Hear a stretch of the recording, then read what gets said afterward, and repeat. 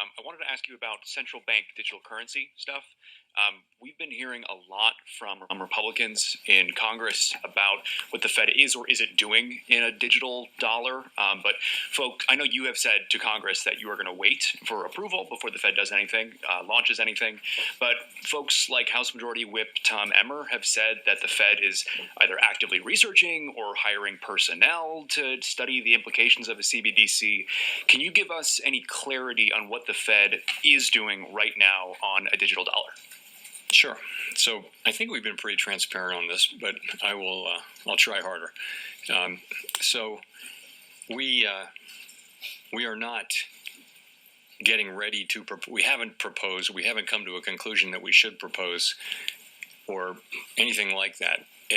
That Congress consider legislation to authorize a digital dollar, and it would take legislation by Congress signed by the president to give us the ability to do what we think of as a CBDC, which is really a retail CBDC with the public of it. So we're just a long, long way from that. What we are doing, and I think what every major central bank is doing, is we're trying to stay in the frontiers of what's going on in digital finance, and it has many, many different areas. You know, it has applications in wholesale finance, in the payment system, and so we to serve the public. These issues have become very front burner in the last 5 or 6 years. We need to be knowledgeable about all that. So we actually do have people trying to understand things that are, but it's wrong to say that we're working on a CBDC and that we've secretly got a lab here where we've got one and we're just going to spring it on Congress at the right moment. We don't. I haven't at all in my own mind made a decision that I think this is something the U.S. should be doing. I just think it's something we need to understand, and we do have people who are keeping up with that as part of the broader payments landscape. That's how I would characterize it. A large and growing number of countries are steaming ahead with development and deployment of central bank digital currencies.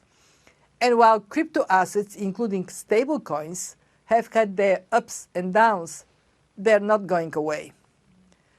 The international payments system needs to be improved. We need to make it cheaper, quicker, and easier. This is something we've been focused on digital currencies for a couple decades. This is something we've been focused on digital currencies for a couple decades. Our analysis on CBDC, in particular for the use of general use, we tend to establish the equivalence with cash, and there is a huge difference there. For example, in cash, we don't know, for example, who's using a $100 bill today. We don't know who is using a 1,000 peso bill today. A key difference with the CBDC is that central bank will have absolute control on the rules and regulations that will determine the use of that expression of central bank liability. And also we will have the technology to enforce that. Those two issues are extremely important, and that makes a huge difference with respect to what cash is. Things can happen during an intermeeting period. If you look back, unexpected things. So I wouldn't want to dismiss anything. So I just would say that the committee wants to see more data that gives us higher confidence that inflation is moving down sustainably toward 2%. I also mentioned, and we don't see this in the data right now, but if there were a significant weakening in the data, particularly in the labor market, that could also be a reason for us to begin the process of reducing rates. Again, there's nothing in the data pointing at that, but those are the things that we'll be looking at coming meetings, and without trying to refer to any specific meeting. Welcome to the Crypto Teacher. And I come back with that video just to make you think. Don't forget to like and subscribe to the channel. And make sure you're joining the Patrons. If you're not a part of the Patrons, make sure you're hitting the Cash App. And guys, you just can't make this stuff up. We have Jerome Powell says they're not looking at doing a CBDC. It's a long way from it. And it's not like we have a secret lab working on it. Guys, IMF has already told us the CBD is coming. We know that BIS has done test over test over test for years, and then we got Jerome Powell already stated they've been looking at digital currencies for decades. And the past few meetings from the Fed, they've been pretty good, but this one has to be the worst one I've ever seen Jerome Powell do, because he didn't give us the truth on not one thing. And that lets you know how bad things are. And that's how you know a distraction is right around the corner. What did Jerome Powell say? Something unexpectedly can happen. And we know a crisis allows them to do things they never would have been able to do before. We've seen this movie. And then Jerome Powell is asked about inflation. The target at 2.6 by the end of the year, but then of course we're at 2.8 in February. And he was asked, are you still confident? And the look on Jerome Powell's face made the reporter change the question, because we can clearly see inflation is not going anywhere. So they're targeting 0.2% down by the end of the year. Guys, does this let you know they want rates higher for longer because we're in a fragmented world? Remember, they have to destroy everything. Look at housing. Housing prices are ridiculous, but we know the plan behind it. It's affordable homes. They want to run those affordable homes right behind all these high property value, because we know a lot of these jobs that have been lost, they're the good jobs, those 100,000 and above jobs. And of course, those people are going to be unable to pay that mortgage. And on top of it, inflation is squeezing the globe, not just in America, it's the globe. Remember, this is a plan. It moves in phases. And what did Jerome Powell say? We still have a strong economy. Labor is strong. Like we can't see all the layoffs. That's the wonderful part about the patrons. We get the truth. And we know the crypto teacher gives you the truth, nothing but the truth. Yes, the truth hurts, but it sets you free. Remember, the NWO calls the problem, wait for the reaction, and run in with the solution. And they're just going to keep shrinking this liquidity slow, but they're going to keep shrinking it. And because rates are higher for longer, we know these small and medium-sized banks already have the cracks. Jerome Powell is going to act like he doesn't see the cracks. They're there at the banks because we can clearly see it in commercial property.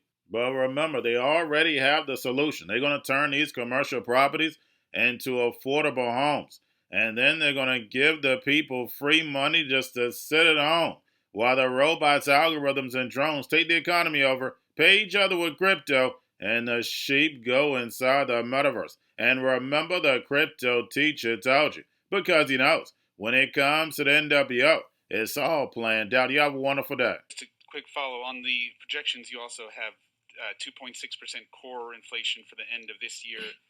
It's already at, or you mentioned it being 2.8 in February. I mean, that doesn't sound like much disinflation at all. So are you still confident? Or last press conference, you sounded pretty optimistic you would get more confidence at the end of this year. Is it right to say that this suggests you're not seeing a lot of disinflation this year compared to what we've seen 2023 and so forth? I think that higher year-end number reflects the data we've seen so far this year, because you're now in this year. So I think that. Sorry, say your last part of your question again.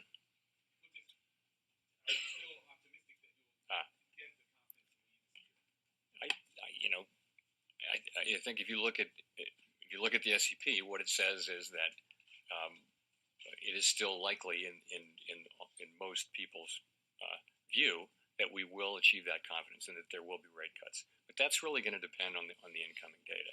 It is. The other thing is, in the second half of the year, you have some pretty low readings, so it might be harder to make progress as you move that 12-month window forward.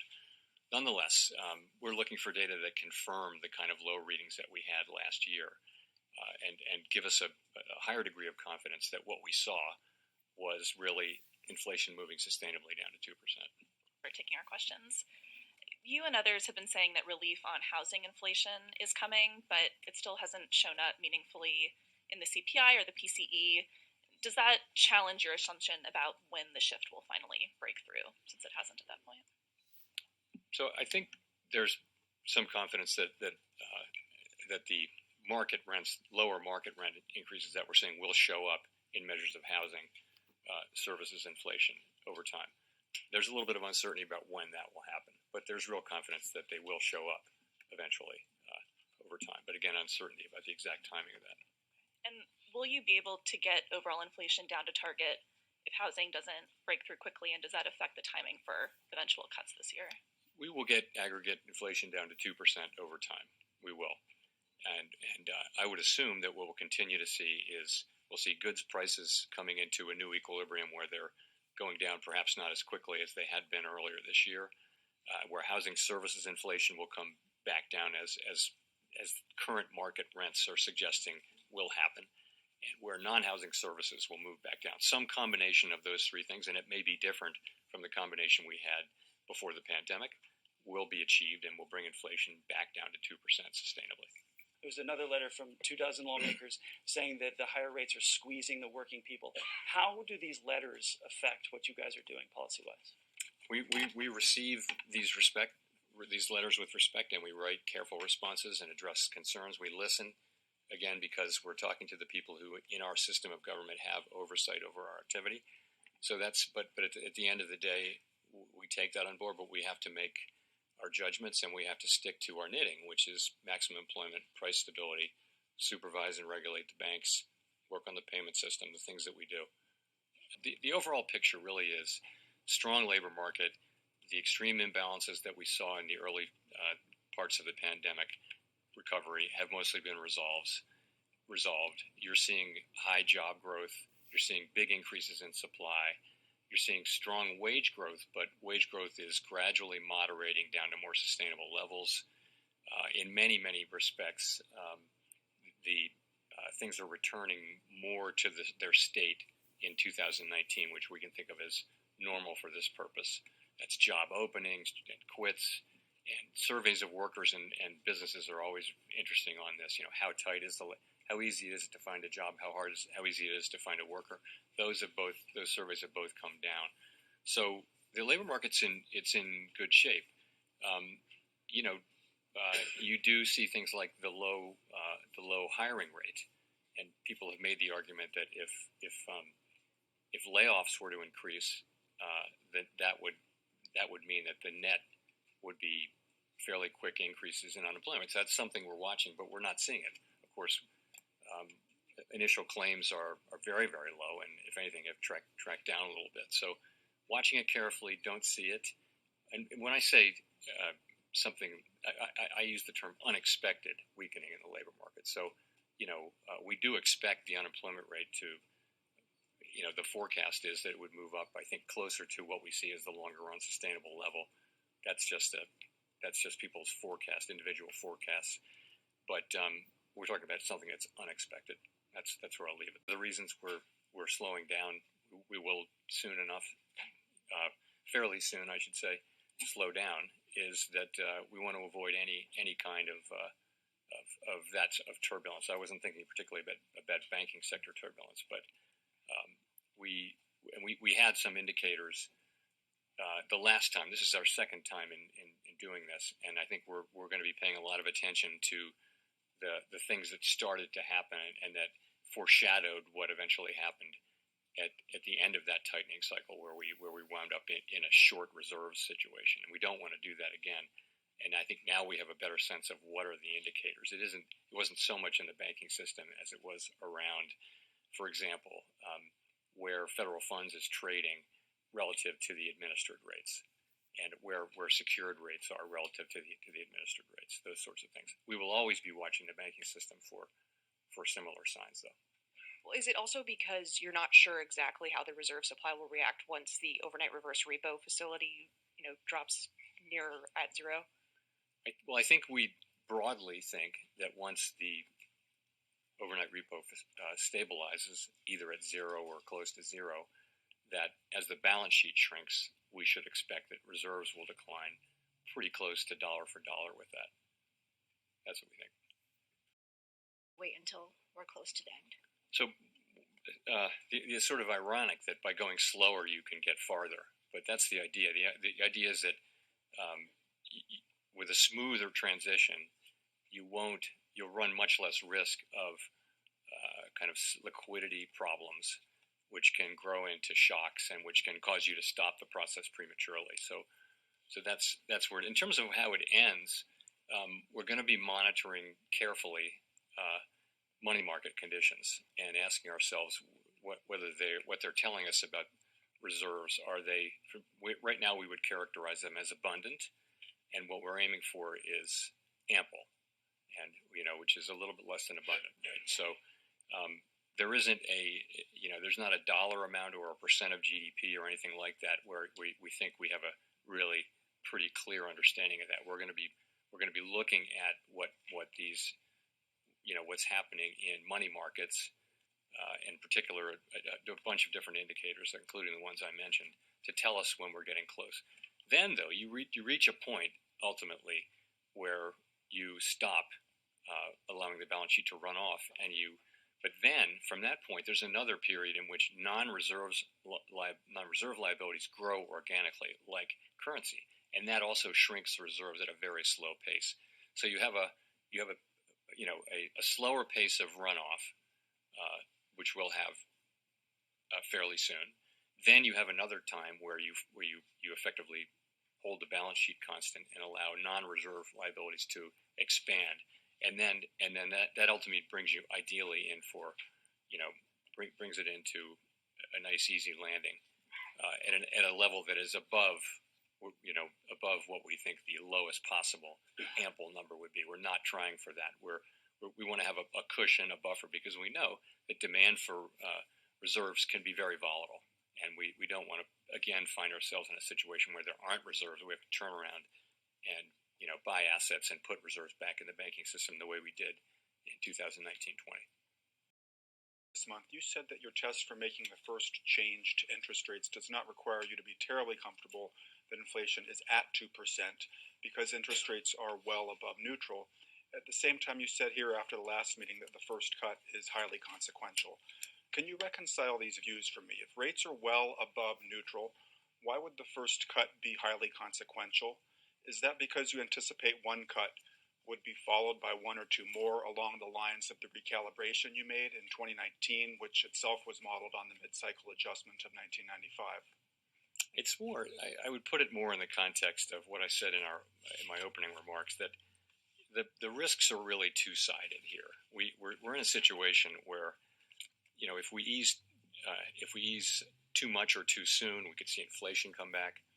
And if we ease too late, we could do unnecessary harm to employment and people's working lives. And so, we do see the risks as two-sided. So it is consequential. We want to be careful. And fortunately, with the economy growing, with the labor market strong, and with inflation coming down, we can approach that question carefully and let the data speak on that. That's really what I was thinking. How much of that inflation that we've seen so far this year do you chalk up to one-off calendar adjustment effects following a period of high inflation versus some change in the trend we saw in the second half of last year? I want to start by saying I always try to be careful about dismissing data that we don't like. So you need to check yourself on that, and I'll do that. But I would say the January number, which was very high, the January CPI and PCE numbers were quite high. There's reason to think that there could be seasonal effects there. But nonetheless, we don't want to be completely dismissive of it. The February number was higher than expectations, but we have it at currently well below 30 basis points core PCE, which is not terribly high. So it's not like the January number. But I take the two of them together, and I think they haven't really changed the overall story, which is that of inflation moving down gradually on a sometimes bumpy road toward 2%. I don't think that story has changed. I also don't think that those readings added to anyone's confidence that we're moving closer to that point. But we didn't. Last thing I'll say is we didn't excessively celebrate the good inflation readings we got in the last 7 months of last year. We didn't take too much signal out of that. What you heard us saying was that we needed to see more, that we could, we wanted to be careful about that decision. And we're not going to overreact as well to these 2 months of data, nor are we going to ignore them. So I see the committees looking at the 2 months of data and asking the same question you're asking and saying we're just going to have to see what the data show. As I mentioned, you can look at January, which is very high reading, and I think many people did see the possibility of seasonal adjustment problems there. But again, you got to be careful about dismissing the parts of the data that you don't like. So then February wasn't as high, but it was higher. So the question is, what are we going to see? We tend to see a little bit stronger. This is in the data, a little bit stronger inflation in the first half of the year, a little bit less strong later in the year. We're going to let the data show. I don't think we really know whether this is a bump on the road or something more. We'll have to find out. In the meantime, the economy is strong, the labor market is strong, inflation has come way down, and that gives us the ability to approach this question carefully and feel more confident that inflation is moving down sustainably at 2% when we take that step to begin dialing back our restrictive policy. Well, you've talked about the desire to have confidence that inflation is continually moving down. Has the recent numbers we've gotten for inflation data dented that confidence at all? It certainly hasn't improved our confidence. It hasn't raised anyone's confidence. But I would say that the story is really essentially the same, and that is of inflation coming down gradually toward 2% on a sometimes bumpy path, as I mentioned. I think that's what you still see. We've got 9 months of 2.5% inflation now. We've had 2 months of kind of bumpy inflation. We were saying that it's going to be a bumpy ride. We consistently said that. Now here are some bumps, and the question is, are they more than bumps? And we can't know that. That's why we are approaching this question carefully. It is very important for everyone that we serve that we do get inflation sustainably down. And I think the historical record, every situation is different, but the historical record is that you need to approach that question carefully and try to get it right the first time and not have to come back and raise rates again, perhaps, if you cut inappropriately, prematurely. My colleagues and I remain squarely focused on our dual mandate to promote maximum employment and stable prices for the American people. The economy has made considerable progress toward our dual mandate objectives. Inflation has eased substantially, while the labor market has remained strong. And that is very good news. But inflation is still too high. Ongoing progress in bringing it down is not assured, and the path forward is uncertain. We are fully committed to returning inflation to our 2% goal. Restoring price stability is essential to achieve a sustainably strong labor market that benefits all. Today, the FOMC decided to leave our policy interest rate unchanged and to continue to reduce our securities holdings. Our restrictive stance of monetary policy has been putting downward pressure on economic activity and inflation. As labor market tightness has eased and progress on inflation has continued, the risks to achieving our employment and inflation goals are moving into better balance. I will have more to say about monetary policy after briefly reviewing economic developments. Recent indicators suggest that economic activity has been expanding at a solid pace. GDP growth in the fourth quarter of last year came in at 3.2%. For 2023 as a whole, GDP expanded 3.1%, bolstered by strong consumer demand as well as improving supply conditions. Activity in the housing sector was subdued over the past year, largely reflecting high mortgage rates. High interest rates also appear to have weighed on business fixed investment. In our summary of economic projections, committee participants generally expect GDP growth to slow from last year's pace, with a median projection of 2.1% this year and 2% over the next 2 years. Participants generally revised up their growth projections since December, reflecting the strength of incoming data, including data on labor supply. The labor market remains relatively tight, but supply and demand conditions continue to come into better balance. Over the past 3 months, payroll job gains averaged 265,000 jobs per month. The unemployment rate has edged up but remains low at 3.9%. Strong job creation has been accompanied by an increase in the supply of workers. reflecting increases in participation among individuals aged 25 to 54 years, and a continued strong pace of immigration. Nominal wage growth has been easing, and job vacancies have declined. Although the jobs to workers gap has narrowed, labor demand still exceeds the supply of available workers. FOMC participants expect the rebalancing in the labor market to continue, easing upward pressure on inflation. The median unemployment rate projection in the SEP is 4.0% at the end of this year and 4.1% at the end of next year. Inflation has eased notably over the past year, but remains above our longer-run goal of 2%. Estimates based on the Consumer Price Index and other data indicate that total PCE prices rose 2.5% over the 12 months ending in February, and that excluding the volatile food and energy categories, core PCE prices rose 2.8%. Longer-term inflation expectations appear to remain well anchored, as reflected in a broad range of surveys of households, businesses, and forecasters, as well as from measures from financial markets. The median projection in the SEP for total PCE inflation falls to 2.4% this year, 2.2% next year, and 2% in 2026. The Fed's monetary policy actions are guided by our mandate to promote maximum employment and stable prices for the American people.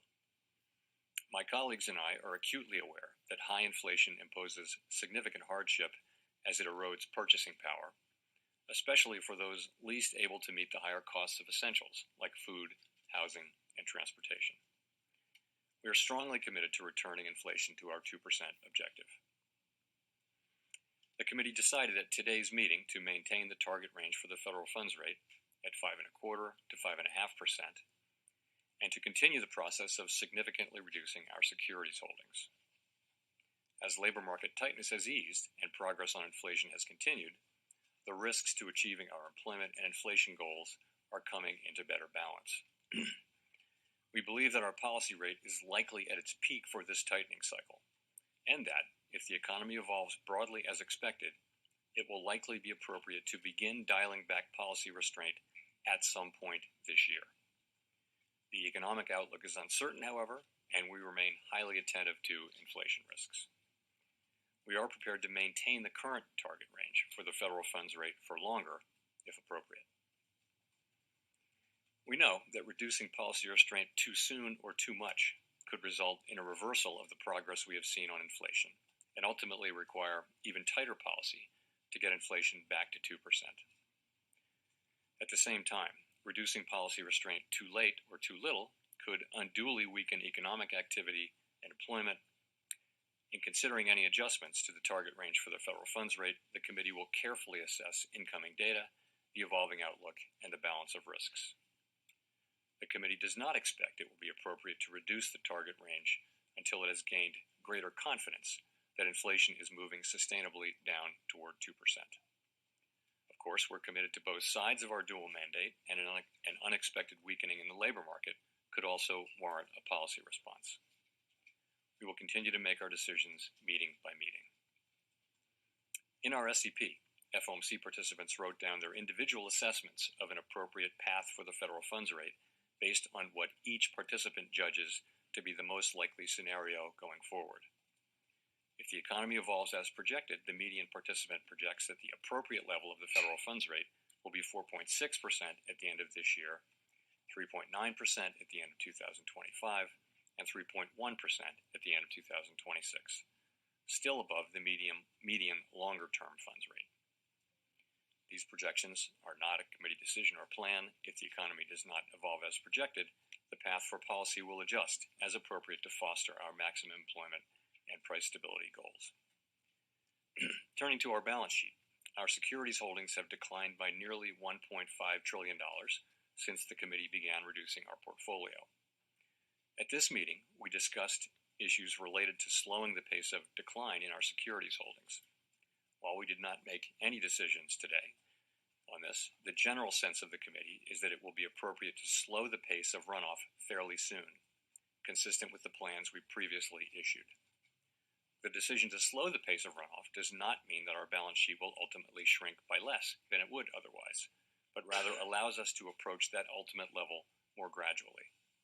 In particular, slowing the pace of runoff will help ensure a smooth transition, reducing the possibility that money markets experience stress and thereby facilitating the ongoing decline in our securities holdings consistent with reaching the appropriate level of ample reserves. We remain committed to bringing inflation back down to our 2% goal and to keeping our longer-term inflation expectations well anchored. Restoring price stability is essential to set the stage for achieving maximum employment and price stability over the long term. To conclude, we understand that our actions affect communities, families, and businesses across the country.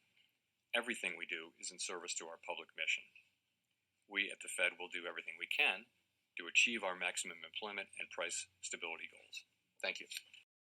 Going to a different economy, and we're going to be learning more about that as we go, but clearly we're learning that things can be done from remote locations. We're learning that technology can replace people even more than we thought. We're not going back to the same economy. We're recovering, but to a different economy, and it'll be one that is more leveraged to technology, and I worry that that is going to make it even more difficult than it was for many workers. In Silicon Valley, and my friends who work in technology know that what we did to the manufacturing workers, we are now going to do to the retail workers, the call center workers, the fast food workers, the truck drivers, and then even bookkeepers, accountants, insurance agents, lawyers, and on through the economy. So what happened to the manufacturing workers is a very clear sign. And so we'll import Chinese-based CBDC technology. So it's going to be CBDC in a box provided to you by the People's Bank of China. But every stock, every bond, every currency, every commodity, every piece of art, every private business, every piece of real estate will eventually be a token on a blockchain, an entry on a ledger, permanent and immutable. We will have truth instead of trust. And we will save over $7 trillion a year. 6 to 8% of global GDP is wasted by the friction of the trust industry that's necessary when you have dual entry accounting. With triple entry accounting, which is what a blockchain is, we get rid of all of that friction. It's a beautiful future. Like what you see in China and their social credit scoring systems, right? If we get identity wrong, it could be a tool to enslave humanity. And if we get it right, it could be a tool to liberate humanity. And as an American, I'm obviously rooting for the one that's on the side of freedom. Bitcoin is an international asset. And also, I do believe the role of crypto is, it's digitizing gold. I actually believe this technology is going to be very important. Look at it. We have been part of the huge revolution in investing through ETFs. We believe that ETFs will be changing the whole way we invest. Many people still use it as a means, people are investing it for indexing. No, the majority of people who are putting money in ETFs are active investors that are buying exposure. The entire bond market is being transformed as we talk right now. I believe the next generation for markets, the next generation for securities will be tokenization of securities. And if we can have that distributed ledger that we know every beneficial owner, every beneficial seller, we all have our code of who's buying, who's selling, instantaneous settlement. And think about it, it changes the whole ecosystem. Chinese bank Cbdc has been hit by a ransomware attack, and the U.S. Treasury market, as a result of that, has been disrupted. This, according to the Financial Times. We're getting at more right now with Bloomberg's Sonali Basak. Sonali, what do we know? Listen, we have the Financial Times now reporting that Cbdc, one of China's largest banks here, was hit with a ransomware attack. And remember, they're a very significant intermediary in the Treasury market. The SIFMA has told his members that this has been part of the reason here that the system is kind of clogged up, if you will, during that auction that we saw a little bit before. The attack had prevented ICBC, according to the Financial Times, from settling Treasury trades on behalf of other market participants. A large executive at a major bank also telling the paper that such a large party on the fixed income clearing corp creates major concerns, potentially impacting the liquidity of Treasury markets. Now, it was not just a poor auction. It was absolutely lousy. And you know, when the dealers have to step in to save a Treasury auction, that's a rare occurrence. And very much a traditionalist. I like staying with the dollar. You know that from when I was there. It's make the dollar the choice. I hate when countries go off the dollar. I would not allow countries to go off the dollar, because when we lose that standard, that will be like losing a revolutionary war. That will be a hit to our country, just like losing a war. And we can't let that happen. And too many countries now are fighting to get off the dollar. And Cryptoteacher and the New World Order book, plus the 3 kids books. It's time to re-educate. Also, new to cryptos, Coinbase, Bitrue, Binance.